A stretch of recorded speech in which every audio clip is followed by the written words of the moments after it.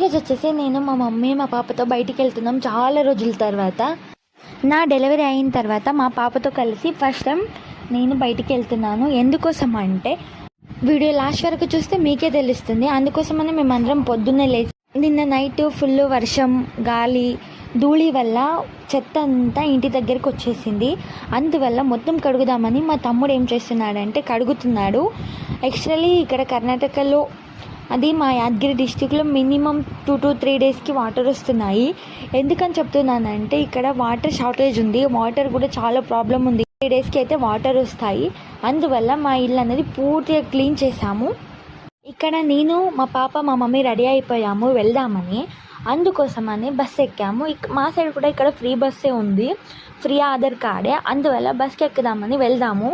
వెళ్ళాక బస్ అనేది వెయిట్ చేస్తుంది. అది నా కోసం వెయిట్ చేస్తుందేమో అనుకున్నాను, కానీ నా కోసం కాదు. అది బస్ అనేది పంక్చర్ అవ్వడం వల్ల బస్ అనేది పంక్చర్ అయింది, అందుకని ఆగిపోయింది. మేము వెళ్ళేది ఇటు సైడ్ కాదు అన్నాడు. ఇంకా బస్ కోసం వెయిట్ చేయాలి, బస్ లేట్ అవుతుంది అని అన్నాడో లేదో ఒక 2 minutesలో బస్సు వచ్చింది.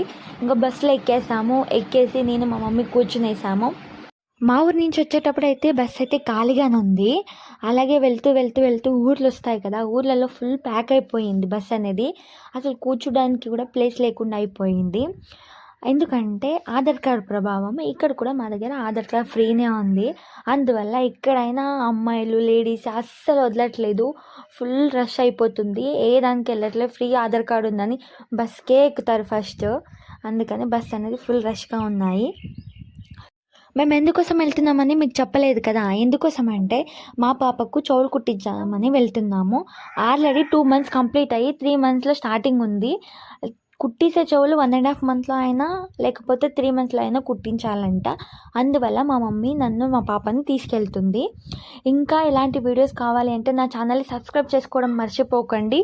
Please subscribe.